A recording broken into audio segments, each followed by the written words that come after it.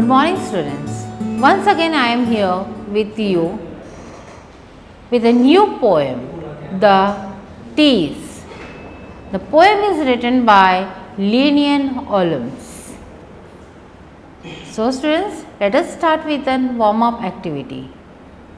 What are the things that come to your mind when you think of wind?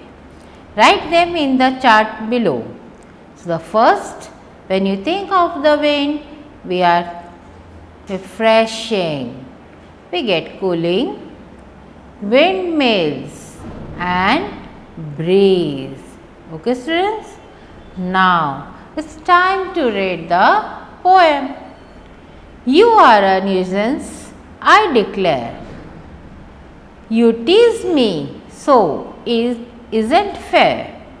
You pounce on me from everywhere and seize my hat and clutch my hair and tie my clothes in knots and tear the leaves and blossom from the pears. So, what the poetess wants to tell here, the narrator is talking about the wind. She called it nuisance. What is the meaning of a nuisance? There's someone or something that annoys you or causes trouble for you. So, who is causing a trouble for the poetess? A wind. I declare, you tease me, so it isn't fair. So, what she is telling? Because she say it tease her in many ways. Who is teasing her? The wind. You pounce on me from everywhere.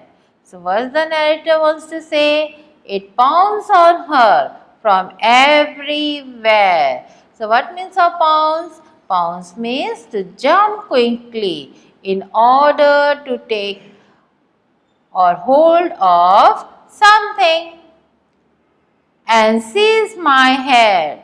So, what the winds wants to do? The winds wants to take away or blow away her hat and clutch my hair, and even the wind want to mess up her hair and tie my clothes in knot and tears. And what the wind wants? The wind wants to tie away her clothes and tear it. The leaves and blossom form the pear. So she wish she has a trap to catch it, but then she could not do, because if there was no wind, she could not ever sail her boat or her kite. I wish that I could set a snare. Snare means to trap or catch.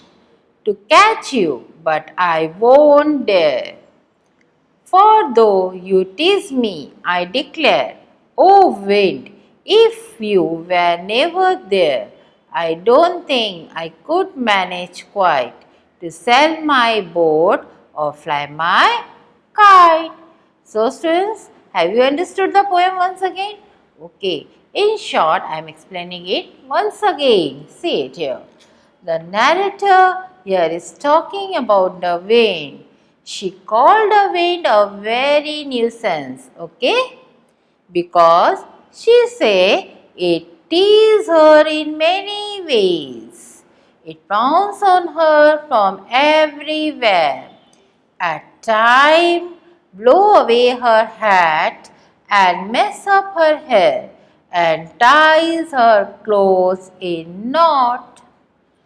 She wished she had a trap to catch it, but then she could not do that, because if there was no wind, she could not ever sail her boat or her kite.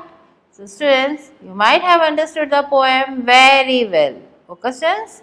Now, Based on the reading of the poem, complete this passage. The speaker is talking about wind. She call it nuisance because she say it teases her in many ways. It pounds upon her from everywhere. At times it blow away her hat and mess up her hair and ties her clothes in knot. She wishes she had a trap to catch it, but then she could not do that because if there was no wind, she couldn't ever sail her boat or fly her kite. Now, student, we will see true and false. The wind is always annoying. False. The speaker does not really want to catch the wind. True.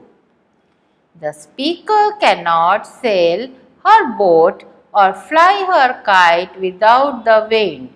True. She does not understand that the wind is useful.